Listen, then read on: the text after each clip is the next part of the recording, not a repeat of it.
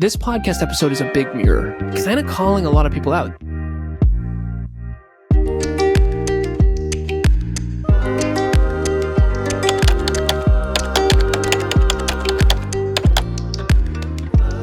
Alan, welcome to the podcast. Thanks for being here. You are so very welcome. Thank you for having me. It is an honor. It's always an honor to be interviewed, and I'm excited to see what comes of it. Yeah, I think this is going to be a really fun episode. I think it's going to be one of those that, like, at least my hope is that after everyone's been listening to this episode, that they're going to feel really inspired and excited and uplifted. So why don't we jump into it? Let's start with the beginning of your story. So everyone leaving this uplifted, no pressure. Yes. No, I do hope that is true, and I'm grateful that you feel like it will be. So I had talked to you prior about, I have sort of a middle-sized version of my story. I have a really short one, and then I have a longer form one. At the end of the day, before I ever tell my story, I always think about me back before I was ever in the podcasting industry, and I always think about how I was listening to these people like Brendan Burchard or Tony Robbins, and it always seemed like they understood their life so well. When in reality, now being on the other side of it 9 years later, I want to make it clear that I didn't understand this at the time. I've since sort of rewatched the movie of my own life over again and over again and over again. And I feel like I understand it a little more each time. It's like when you're a kid and you see a movie, like Finding Nemo, for example. I rode my bike to the movie theater to see Finding Nemo. Oh my God. And then as an adult, you watch it again and it's like, oh, I didn't understand that. Okay, now I get it. And so there's adult jokes in there as well. And so when you rewatch the movie of your own life, so I'm 35 now, I often joke, I say I'm hoping to hit puberty at 36. Yeah. And because people are always like, who's this business coach who looks 14 years old? So I've rewatched the movie of my life, particularly in my 30s when I started doing therapy. So for anyone listening, the first thing to say here is please rewatch the movie of your life. There's a lot to learn. Yeah. And the second thing to say is when I tell this story, it will sound like I had it all figured out, when in reality, I was figuring it out as I go. And it's a duality. I also had a lot more figured out than I thought to. Okay. So when I was 2 years old, I was born into adversity for sure, even though I didn't know it at the time necessarily. My father passed away when I was 2 years old, and I had an older sister who was 6, and my mom was 31. My father, his name was John. And him and my mom decided to, after they got married, that he would be the breadwinner and she'd be a stay-at-home mom. And that was very common back then. So my father passes away, and my mom was then trying to raise 2 kids by herself, didn't know what she was going to do, and she ended up getting with my stepfather. So my real last name is actually McCorkle. My stepfather's name is Steve Lazaros. And so when I was 7 years old, I took his last name. Now, I didn't understand any of this at the time, but because we were sort of pretending, for lack of better phrasing, to be a real family, we sort of didn't talk to my father's side, my birth father's side of the family. So my birth father's side was a big Irish Catholic family. So it was Jim, Joe, John, Jane, Joan, Jeanette. Oh my God. And it was 6 kids, Irish Catholic family. My father's name was John. And after my father, John, passed away when he was 28 years old, when I was 2, I had a stepfather from age 3 to 14, and I didn't really talk to that side of the family much at all. Yeah. Was that because they didn't want you guys in communication with them, or was it just? I think so. I'm grateful for the question. I think it was just unconscious or subconsciously just trying to be a family unit. Yeah. I don't think they consciously did that. I think it was just an avoidance thing. Okay. Because we kind of wanted to. So my sister's last name, she changed to Crystal Lazaros, and I changed my name to Alan Lazaros. And so we were trying to be a family sort of thing. Yeah. And I think because of that, we unconsciously avoided that side of the family, my mom and stepdad. So, yeah. But honestly, it wasn't until my 30s that I even started acknowledging any of this. So I don't know. It's a great question. Yeah. I think probably unconsciously it was an avoidance tendency. Okay. That said, from 3 to 14, my stepfather at 14 left. And not only did he leave, but he also took his entire extended family with him. Oh, wow. So Grandma Joan, Grandpa George, like that whole big Greek family that was my family, one of my families, took them with them. And I haven't seen any of them since, haven't talked to any of them since. I have spoken to my stepdad on Facebook Messenger a little bit. But anyways, so same time. So not only did we not talk to my birth father's side, and then my stepfather leaves, takes 90% of the income with him. Wow. And his entire extended family with him. Yeah. My mom and her sister, my Aunt Sandy, get in a pretty bad fight. My Aunt Sandy ostracizes us from my mom's side. And at the same time, my sister had moved out in with her older boyfriend. So it was, my stepdad left at 14. He took the yacht and the apartment building.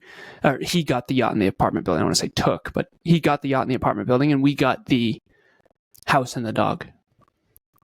And I didn't know this at the time because this was also foreign to me. You don't know what's not normal until you're later on and you start to, I'm a coach now. So I've coached people all over the world, all different backgrounds, all different countries, all this stuff. And now I realize through therapy work, oh, okay, this was not normal. So, and then on top of that, my mom and stepdad did not get along well. So there was that kind of trauma too. But anyways, so by the time I'm 14 years old, I kind of lost 3 families. Yeah. And then on top of that, my sister moved out. So it was just, whoa. And then the plot thickens. When I was 10, my mom was driving past a place called WPI. It's called Worcester Polytechnic Institute. It's one of the best technical colleges in the world. And it was my dream to go there. My Uncle Merle, my Aunt Sandy's husband, my Uncle Merle was the track and field coach there. As a matter of fact, the field is actually called Norcross Field. My uncle has since passed away. Ever since I was 10 years old, I was good at math. You should be an engineer. And I wanted to go to WPI and be an engineer. Engineers make a lot of money, Alan. You're good at math. You should be an engineer, that whole thing. Right. So that was my dream. Now, here's the problem. 14, my stepdad leaves and takes 90% of the income with him. So I go from Xbox, Dreamcast, fairly well off. I refer to 3 to 14 of my life now as playfully, I say, boats and BS. Mm. I mean, we had snowmobiles and ski trips and, we had motorcycles and trucks and hunting, fishing. We had a yacht, and it was the 90s, late 90s, early 2000s, and the pre-dot-com bubble. Everyone was doing really well financially, particularly in the US. Yeah, you remember? Okay. So it was just money, money, money. Awesome, awesome, awesome. But like partying and weird dynamic mom and stepdad. And then 14 comes, and now I'm completely broke. And I'm getting free lunch at school because our income is so low. I'm shopping at Salvation Army and thrift stores. And I don't know how I'm going to go to college. Yeah. That's when I bootstrapped. And my mom and I talked, and she wanted me to get something called the President's Award. So there's an award behind me, this gold one, that is signed by George W. Bush. And it only is given, at least back then. I don't know if they're still doing this, but back then it means you get straight A's, every report card for all of high school. And that's 16 report cards straight, 4 years straight. And so fortunately I got tons of financial aid and tons of scholarships. And I was the obnoxious kid at the award ceremony that like never sat down, and academics always came easy to me. So I was just like, yeah, cool. Awesome. And so I got into WPI, which was my dream school. And I got enough financial aid and scholarships to actually go, which was huge. And then that was a whole nother mountain because now I'm Mr. Math and Physics in high school, top of my class. Now I'm like, oh, this is a whole nother league. And what we were taught in physics last year over the course of the whole year was done in the first 2 weeks at WPI. WPI is kind of like a mini MIT. Yeah. I think it's amazing that you were able to still like have so many of those achievements given the circumstances. I think a majority of people would have reacted very differently. And yet you were still able to like persevere and get the awards and go to school. Maddie, thank you. I didn't understand any of this at the time, but now I realize it was a trauma response. So my trauma response was aim higher, work harder, get smarter. Fortunately, Fortunately, not everyone's trauma response. Some people do shell up. Fortunately I stepped up, but some people shell up, and I understand. I actually think the reason underneath that, just to provide some value here, is self-belief. Because I've been wondering my whole life. Like, my sister and I went through some of the same stuff. Granted, she was 6 when our father passed away. So I didn't know him. She knew him very well. And so it affected her differently than me. But her trauma response was not aim higher, get smarter, work harder. It was more escape. And I did some escaping too. So, I'm not above that by any means. But what I've come to understand now, having coached so many people, is self-belief. If you have high self-belief, number one, if you have high self-belief, you might not even know it. Yeah. Because everyone around you acts like they do too. But number two, when you have high self-belief, trauma and adversity, typically there's a post-traumatic growth response. But if you don't have high self-belief, usually you just get stuck in the mud and kind of have a really hard time climbing out of that. And so self-belief is by far the most important thing. Go ahead, Maddie. Yeah, it's almost like those with high self-belief is whom that phrase, like pressure makes diamonds, applies to. Yes, because that doesn't apply to everybody. Like, pressure makes some people crack and crumble, and then others, it creates sort of that opportunity for them to rise above and grow beyond. And you know what's wild is in this space, so my business partner, Kevin, has illuminated a lot for me, because we started a podcast 7 years ago, and in the self-improvement space and personal growth, I was like, the shoot for the moon, land amongst the stars, pressure creates diamonds, only for people with really high self-belief. Yeah. If you don't have high self-belief, pressure just creates getting stuck and trauma and perpetuates cycles and all that. So, but here's the thing. People with high self-belief have no idea. I only knew because of Kev. Kev would be like, dude, that's terrible advice. And I'd be like, what do you mean? That's right. And so you kind of learn through people that are different than you. But unfortunately, we all run away from people different than us. So we're all in sort of an echo chamber of our own understanding. And so Kevin and I have learned a lot from each other. So if you do have really high self-belief, you should set really high goals, and your dreams will save your life. If you don't have high self-belief, you can build it, but you have to start small. Because if you aim for the moon and land amongst the stars, no, you're going to aim for the moon and then crumble your self-belief when you consistently don't follow through. Right. Yeah. Because then you're like, I can't do anything. Exactly. And what happens to your self-esteem and your self-worth and your self-belief? And it just hurts your self-belief, if anything. And I'll go quick with this, but the formula for self-belief, I actually figured it out. I'm a computer engineer, so forgive me. Everything's a formula for me. 3 steps: state, prove, self-assign. So I was always a state and prove guy. So there's a different type called inform and lead. So if you don't like me as a communicator, that's okay. Please don't shut the podcast off. But what I do is I trigger people because I'm very state and prove. I love that. I'm like, oh, this is going to be the best interview ever. And then I will try to prove that. And a lot of people don't like that. They think that's a very arrogant way to live. You even opened up with, I think this is going to be great. And I was playful about, okay, well, let's hope we hit that bar, right? But anyways, state, prove, self-assign is how you build self-belief. So with Kev, he was an all-star baseball player. Kev's my business partner. He was a rock star baseball player, but he thought he got lucky. He never self-assigned it. He didn't decide to be a good baseball player. Whereas I decided to get straight A's and then went and did it. Yeah. So I built belief. I think I'm that way as well, because I always set crazy goals, and I've always been high achieving as a result of, I think if it weren't for my parents, they pushed me really, really hard as a kid. And I think without that, I probably wouldn't be as high achieving as I am now. But I also felt the need to prove either that somebody was wrong, or that I could prove that I could meet their expectations. To myself that I'm right. Yep. Yeah, exactly. And so I feel like I appreciate people who are able to not just talk the talk, but then walk the walk as well. I think if you have the ability to push through it, then you should be able to talk the talk. Well, that's the thing too. And Maddie, one thing that I'll share with you, having gone on so many podcasts and coached so many people, I don't trigger people that have high self-belief. Yeah. If you have really high self-belief, you might not even know it, but I can tell you, if I don't trigger your insecurities, most likely you have high self-belief.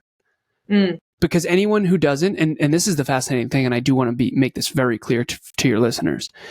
Some people have high self-belief and they don't want anyone else to know because they usually get lashed out at. So, for example, I've exercised every day for over 2 years, and sharing that triggers people. Oh, for sure. Okay. For me, that hasn't been that difficult, which that triggers people. Right. Now, it doesn't change the fact that it's true. Right. Just please don't hate me, right? So people with high self-belief are very easily villainized because they don't know that everyone else is deeply insecure about their own inadequacies. Yes. Yes. And so there's 2 types of courage I've figured out. I always thought I was courageous. Not at all. Let me explain. I was courageous with what I call competence courage. So step up for the podcast, do the resume, apply to the job, apply to that school, try to get the physics award, try to get the president's award.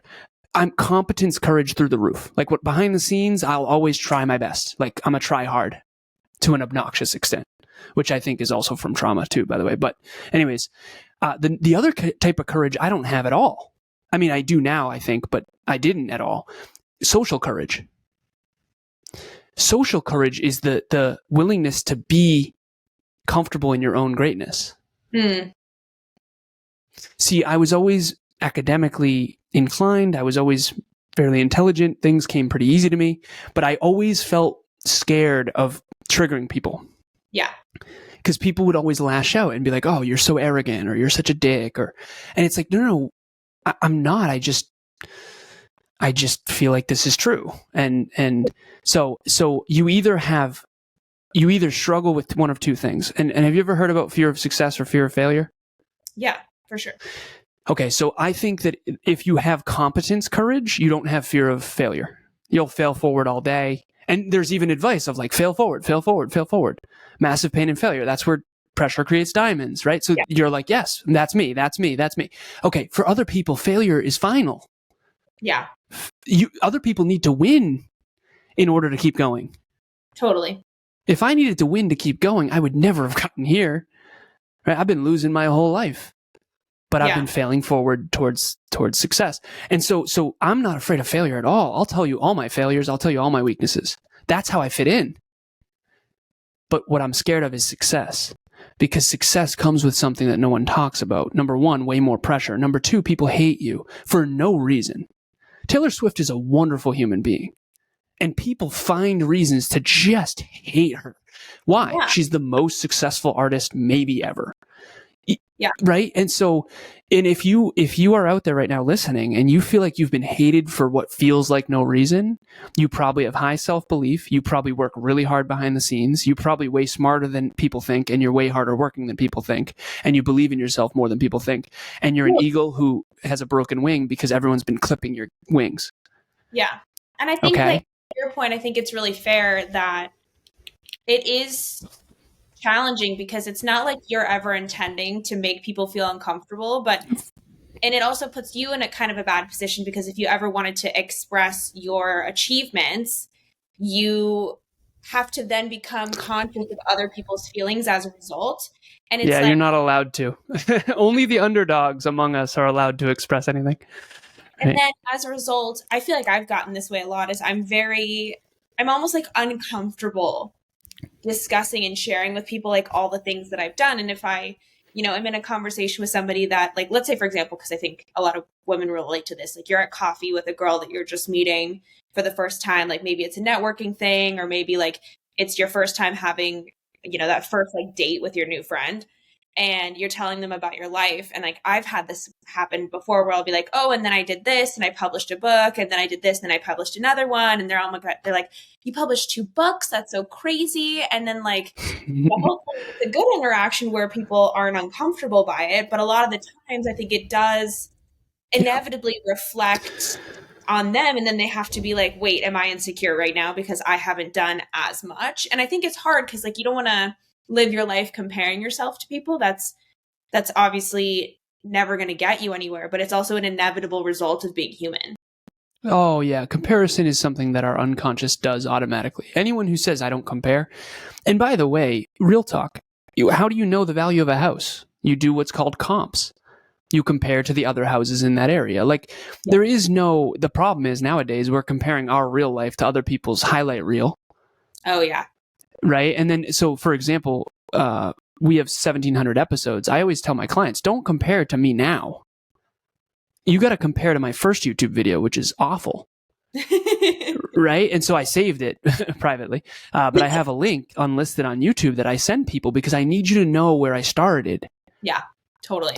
And so I think comparison can be useful. We just do it wrong. I think everything's kind of that way. It's like an axe can kill someone or build a house.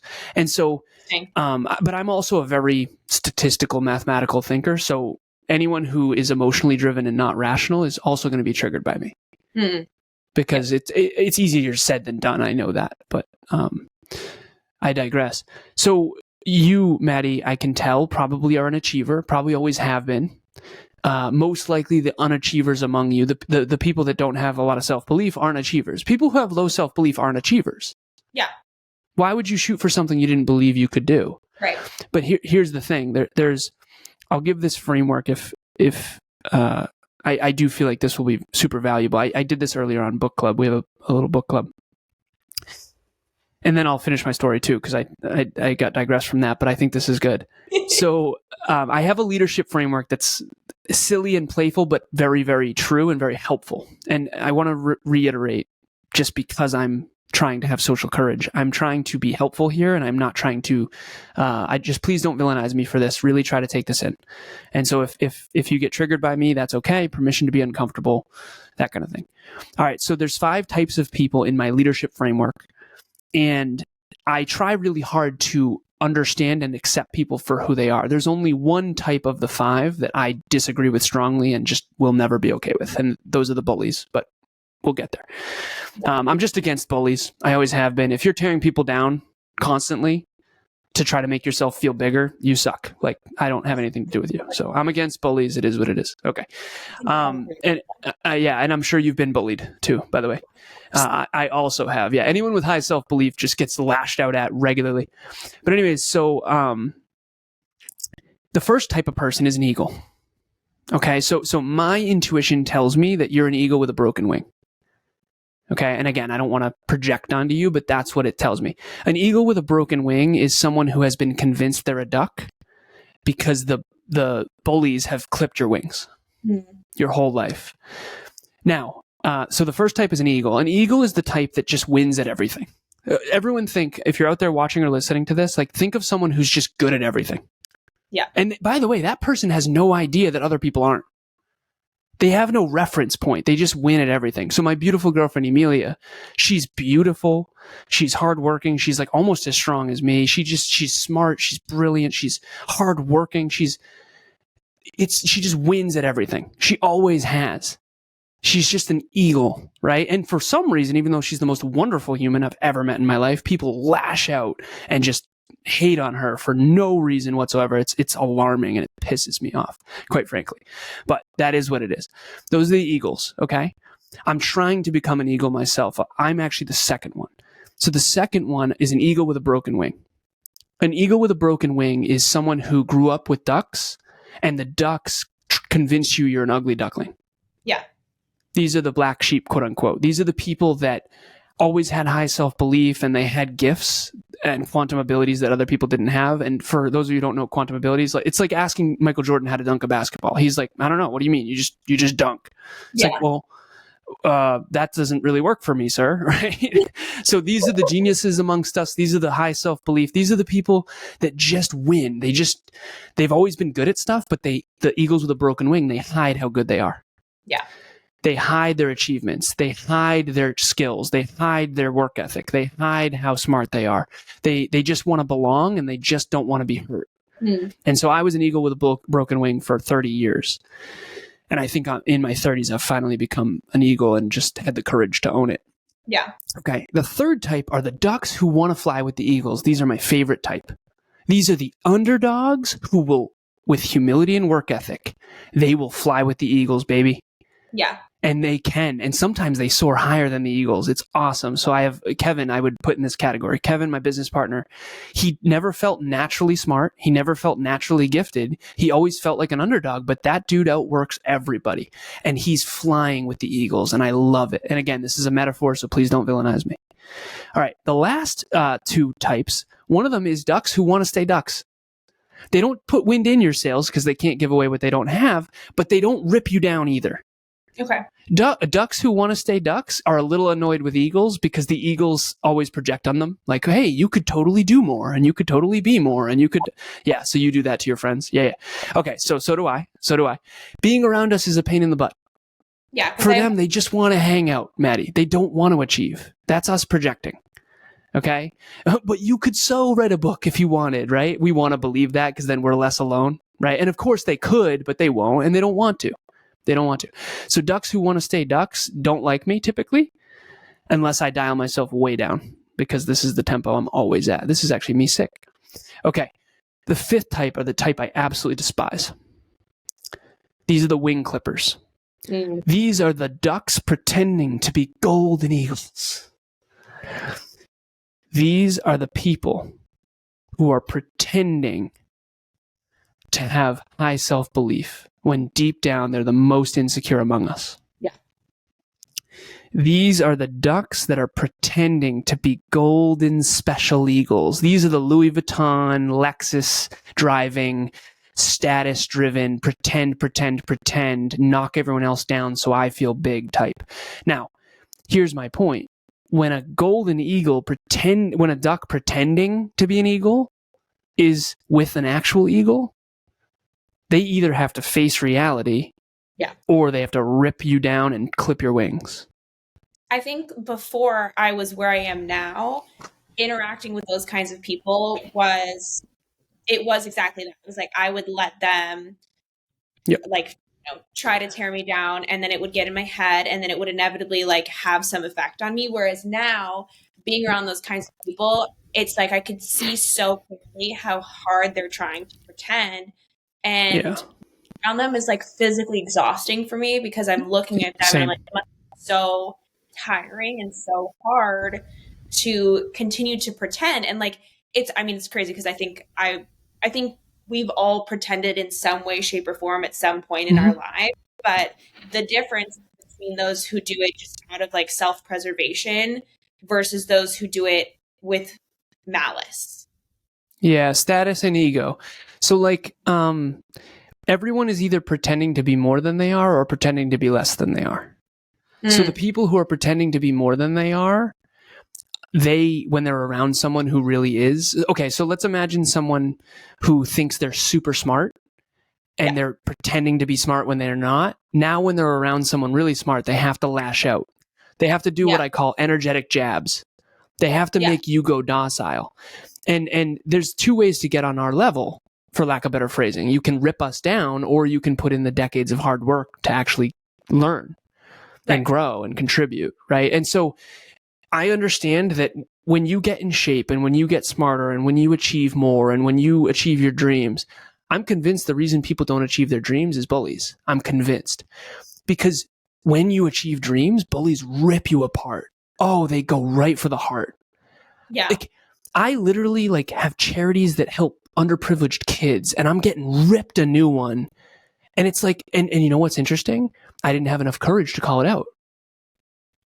I didn't have the courage. And so anyone who had an overly dominant caregiver growing up, when you were a little kid, you got dominated and you didn't have the courage because you were too small, right? So for those of us who have dealt with being beaten and alcohol abuse, drug abuse, all that kind of stuff, we're still docile. It's like I always use the analogy of the Lion King. So Simba is a grown lion at the end when he's facing Scar, but he's still acting like a little cub. Yeah. And that was me until my 30s, until I had the courage to actually lean into who I am. And at the end of the day, I think that we all need either competence, courage. So if you're out there and you think you're a duck and you want to fly with the eagles, that's okay. Accept who you are for who you are. Maybe you aren't naturally smart. Maybe you aren't naturally, and I think everyone has eagle talent somewhere. Like, I'll give you an example. So there's someone on my team, his name is Brandon. Athletic as hell. he's an eagle with athletics, but he's not naturally brilliant. And he admits that. That's not me saying it. That's him saying it. Okay. And even that is me afraid of like tiptoeing of, God forbid, we call a spade, right? But anyways, so he's an eagle in athletics, but he's a duck in the corporate, white collar, professional development, academics, interview, resume, cover letter, reading, writing, arithmetic, that kind of thing.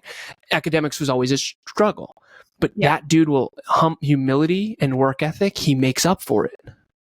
Yep. And so everyone out there, accept who you are for who you really are. And here's how you know who you really are. You're afraid of it.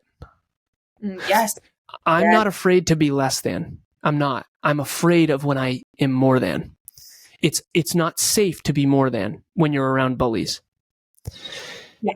It's like if you're the best on the basketball court and you're around insecure basketball players, they'll do flagrant fouls just to beat you. Yeah. It's like that, but for life.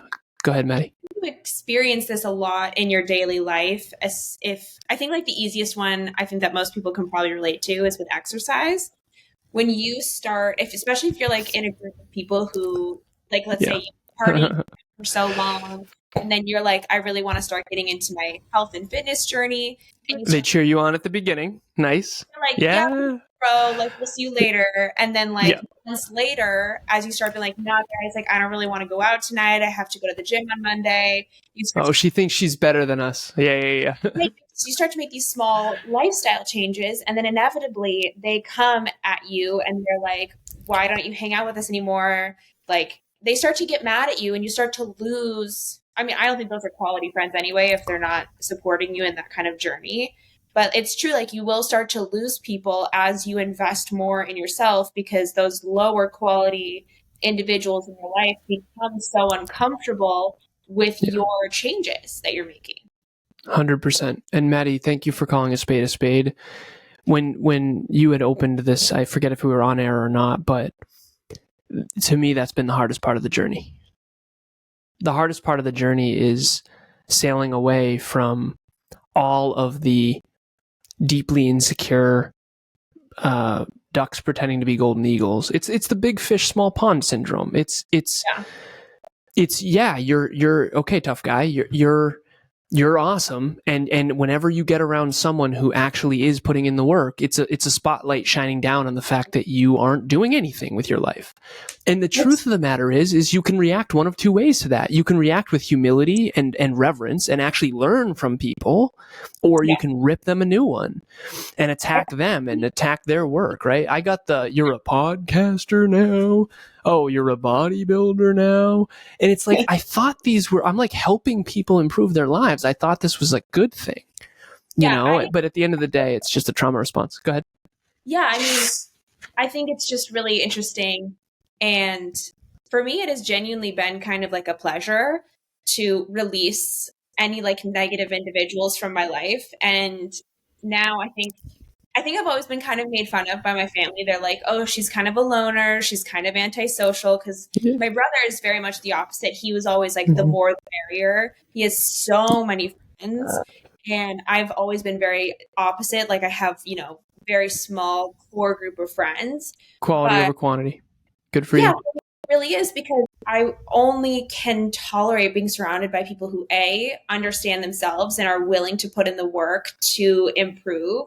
And B, that in that same way, they're able to encourage me, because I know that like if the roles were reversed and I like encourage them, or if I'm going through something, they're going to call me out, and they're going to call me out very honestly, because they have nothing but like my best interest in mind. There's no agenda for them of, I think Maddie should be this way, so I'm going to push her to be that. No, it's genuinely just, I want her to be happy and to thrive. And so if I see her doing something that goes against that, like they're going to call me out. And as a result, it's such a better friendships, because they're not tearing me down because I'm doing all these great things. Maddie, the manufactured friendships from belonging, what I think what I've been guilty of, and I suspect you have been guilty of, is in the past you would dial your truth down to fit in. For sure. Which would manufacture belonging. I call this manufacturing comfort and belonging.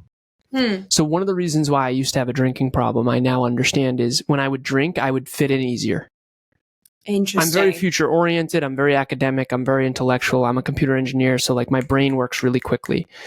And I didn't naturally fit in. Yeah. I have a different modality of thinking than most people. So there's 4 modalities of thinking. One of them is math. And that's mine. It's the rarest. And I think that's why engineers tend to have low self-worth and they don't talk well to people typically. I used to think I was a strong communicator. Now I think I'm a strong communicator to engineers. But I think rationally and I think math. And so everything is numbers. I walk into a Panera and everyone else is thinking about their food. I'm thinking about the income statement and the franchise and how it all works and blah, blah, blah, global economy. But that's weird. Yeah. Just own your weird. That's all I'm saying. Okay. Number 2 is energy. So when I first met you, I could tell it was a positive energy. I never used to look at energy. I never used to look at vibes. So Maddie, for your listeners, my opinion is you're a high vibe individual. So you're probably more virtuous than people think. You probably got a bigger heart than people think. You're definitely have more self-belief than people think, especially your family, that kind of thing. So that's just from coaching people. I'm not trying to project here. Okay. Number 3 is words. Most people think in words. Words construct emotions. So people that fit in easily typically have their modality of thinking be words. And it's just statistics. So statistically speaking, I would say probably 80% of the population thinks in words. They think in conversation. Okay. Yeah. Now we all have all 4, but we all have a big one. Okay. The 5th one is images, pictures, imagination. These are the creatives, the artists. Yeah. So for me, it's math first. I would say words second. I would say probably energy third, and then images and pictures 4th. And I'm not super creative. I'm much more utility than I am creative. You're not going to see me drawing for fun. Okay. But that's the spectrum, right? So when you are a math thinker and everything is rationality, you walk through life thinking everyone else is irrational, when in reality, they're not. You're just super rational. Yeah. If you walk around thinking everyone else is lazy, they're not. You're just really hardworking. But if you give yourself that, now you're arrogant. Now you're going to get lashed out at. Now everyone who is lazy is going to hate you, right? That whole thing. So we don't give ourselves that. And when we don't give ourselves that, we walk around wondering why we're so alone. You're not alone. You just haven't found your people. You haven't found your tribe. You haven't found your vibe. And the reason why is because you're not being you. Yes. That's the hardest thing to be is yourself. Go ahead. It's a cycle. You're like, I'm uncomfortable, so I can't be myself. And then I'm surrounding myself with all these weird people who don't understand me. And then you continue to try to perpetuate the facade in order to continue like your sense of quote unquote belonging. Whereas if you were to just like hard stop, accept who you are, and then honor who you are through making decisions that honor your heart and your intention, then you are able to like unlock a different life that comes with a different lifestyle. 100%. Maddie, this is the coolest thing ever. Everything you and I have talked about on this podcast so far has been super cup filling, very aligned with my core values and my goals, obviously aligned with yours, I can tell. Imagine having a conversation like this at Thanksgiving dinner. Oh my God, I cannot. I literally It's impossible. Cannot. It's impossible. Now, that's the funny thing, isn't it? I make my family never on a regular basis. Same. Of course you do, because you are an eagle and that's okay. They want you to fly, but not fly away. Isn't that so weird? Like there's a part of them that wants you to fly, but as long as you don't leave us. Well, they want me to fly in a way that they understand. Exactly. Like engineer, doctor, lawyer, engineer, failure. Right? Yeah. So, and engineer, oh, you're an engineer. So there's the status. Oh, you're a podcaster? What do you, do you like make any money? Or it's like, listen, here's the truth. Everyone you thought had it figured out doesn't. Yeah. Everyone is less humble than you think, particularly the people pretending to have confidence. Yeah. The people who are the most humble don't even think they're humble. It's wild. The people who are the hardest working don't think they're hardworking. I'm telling you, it's wild. My beautiful girlfriend, Emilia, she doesn't wake up in the morning and go, I'm so hardworking. I live with her. She is the most hardworking individual I have ever seen in my life. And I live with her. And trust me, I've seen some hardworking people. But you want to know why she's so hardworking? She wakes up in the morning going, okay, How do I get more hardworking? I literally thought today, I was like, I wish sometimes that I was a lower achieving individual because I could just stay and relax and like get ready for my work. And instead, I'm like, I simply cannot. No, you can. It's not who you're meant to be, Maddie. It's not who you're meant to be. And the people, by the way, who are meant to be whatever that is that you're describing, they tell you, you work too hard. Oh, give yourself a break. Oh, you think too much. No, you think too little. You don't work enough. But here's the truth. What if that's not their calling? This is like new 30-year-old mature version of Alan. Because in the past, it was like, people would be like, dude, you think too much. And I would go, I'm pretty sure you think too little. Like, how's your life turning out? Pretty good? Yeah. You know what I mean? It's like, why? Yeah. Woo, right? And if I was you, I'd be miserable. They're like happy. They're totally happy hanging out. You and I aren't fulfilled hanging out because we have a different calling. Yeah, exactly. And they're not fulfillment. Bad. They're exactly. Fine. Yeah. I would rather them own who they are and be that person to the fullest. And then I can simply make a decision to be like, I can't surround myself with those kinds of people, not because they're bad or they live a life that's different than mine. I mean, they do, but like, that's just not who I'm meant to be around. I wouldn't be being genuine if I did spend time with them. I would just be putting myself in a bad situation. And you would have to dial yourself down to fit in. They'd have to dial themselves up to fit in. It's not like no one would. Mining. Yep. And no one would be fulfilled because you can't be fulfilled not being yourself. Exactly. I used to think like, well, that person goes on vacation and they have a good time. And I'm sitting there on the beach going, I can't wait to get back to work. Like, what's wrong with me? Yeah. Nothing's wrong with me. I'm meant to do more in this life. And that's all that is. Yeah. And so here's how you know you're in your calling, whether or not you're fulfilled. I coach a bunch of different walks of life, all different industries, all different countries, all different backgrounds, all different cultures, all over the world. At this point, you think it's a you problem. It's a human problem. I now have the stats. So I have one client who is the achiever. The dude has to grind. He loves it. And everyone in his life thinks he's a workaholic. I don't think he's a workaholic at all. To be completely transparent, he's not hardworking enough to achieve what he wants. I'm trying to dial him up. Yeah. It's like, dude, you've got to, and I'm the only one in his life that's being like, dude, you have got to do better than that. You've got more in the tank. Let's go. Right? Yeah.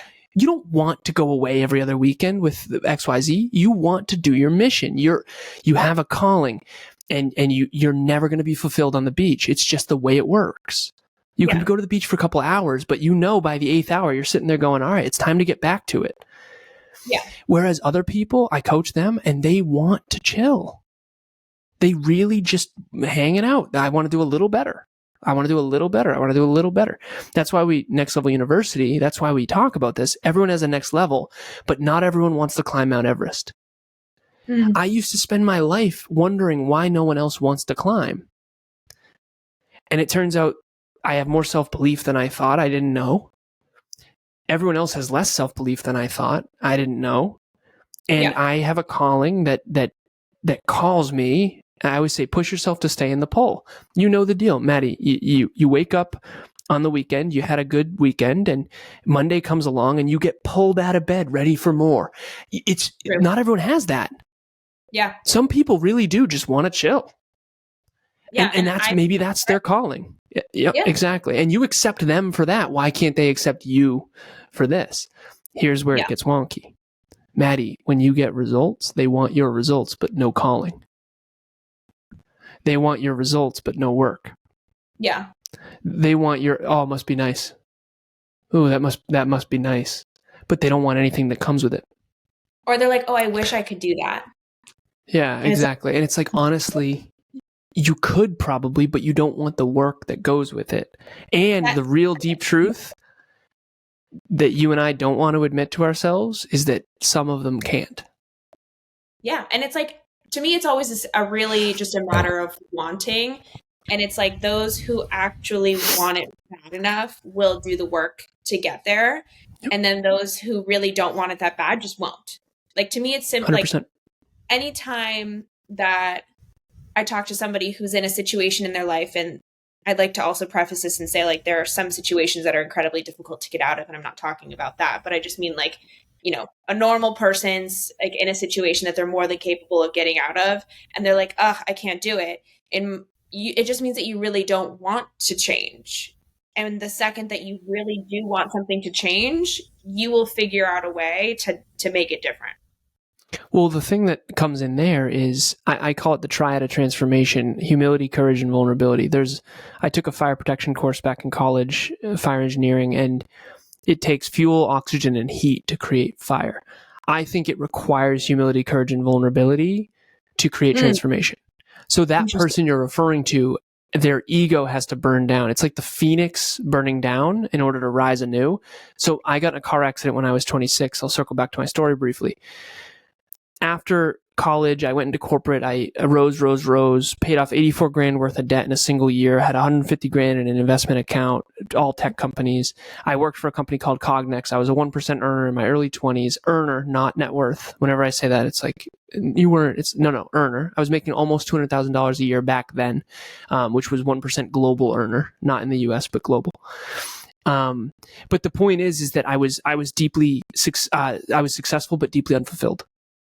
I had the more than enough money. I had no family, no mortgage. I had tons of money coming in. I had a beautiful girlfriend, tons of friends, college friends, high school friends, corporate friends. I was improvement oriented, but I wasn't self-improvement oriented. Yeah. I get in my own car accident and I get a second chance that my dad never got. And for me, I was physically okay, luckily, because I was driving what I call the tank. It was a 2004 Volkswagen Passat that I bought in cash because I wanted to pay off all my school debt.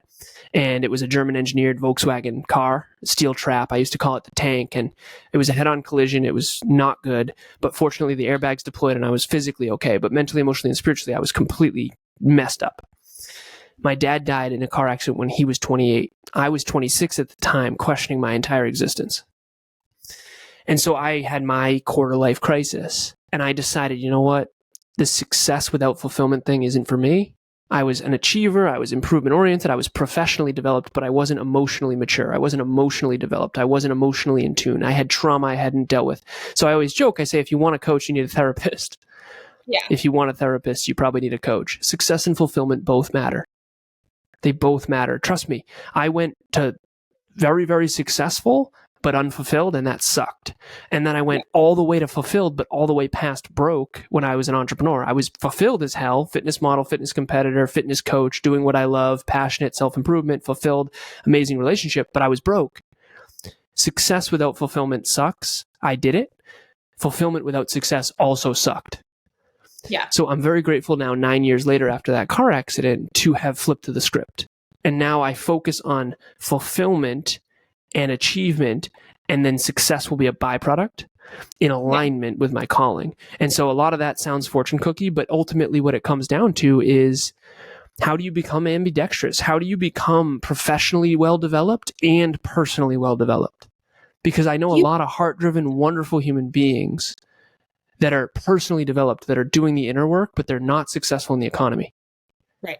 And then I know a lot of professionally developed resume, cover letter, engineering friends from my college that are wealthy, but they're still emotional children.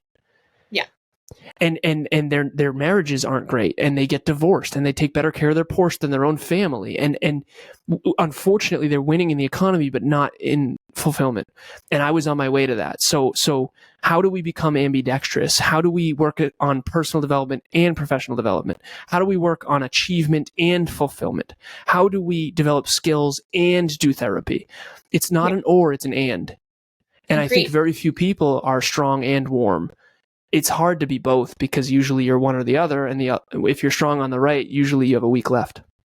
Yeah. I was going to ask too, do you find that as you pursue projects that are more fulfilling, that there's sort of a direct correlation to like financial success as well? It's been interesting for me, because as a computer engineer, what I value isn't as valued. So I playfully say this, and please, again, don't hate me for this, but I playfully joke. I say, having a business where you sell personal growth might as well be as hard as clawing out your own eyes.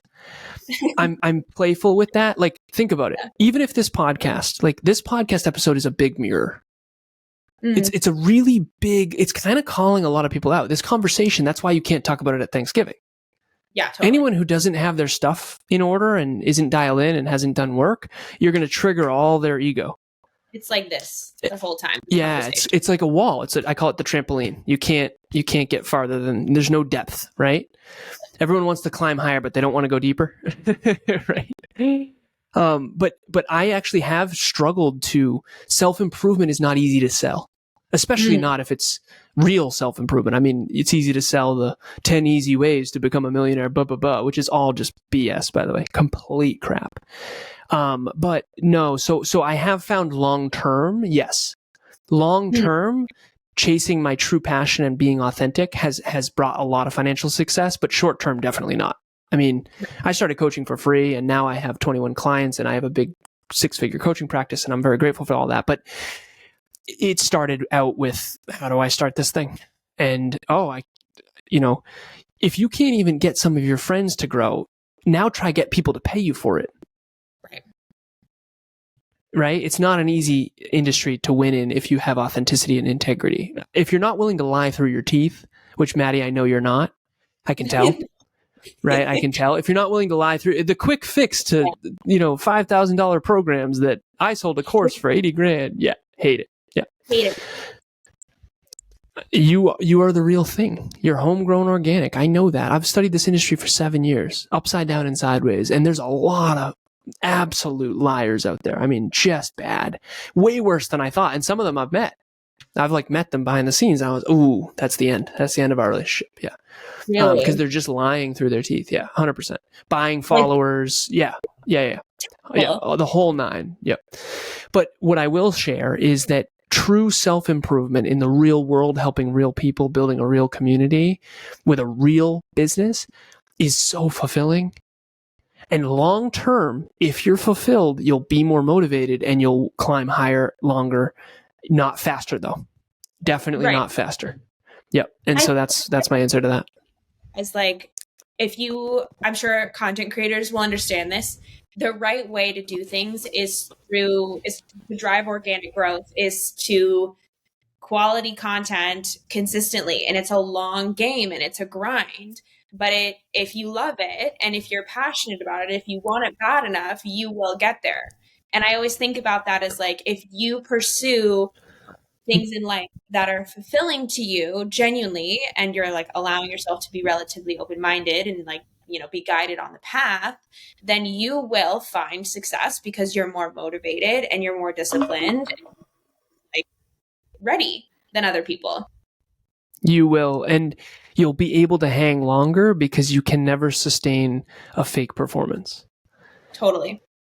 But I always use the keyword is eventually. You will be more successful holistically and fulfilled eventually. The keyword is eventually. And if you look on Instagram at everyone's highlight reel and compare it to your real life, you're in some serious trouble. Maddie, I do got to jump because I got a coaching session that I got to jump to, but this has been such a pleasure. I really appreciate it. So much of a pleasure, in fact, that we have hammered right past my heart stop. Thank you so much, Alan. This was amazing. I'm sure a lot of people listening to this will find some sort of light from it. So I really appreciate your time. And who knows, maybe there's going to be another part 2 in the works. I think this was really fun. I would love to. I would absolutely love to. It would be an honor. This has been an honor. Maddie, email me anytime.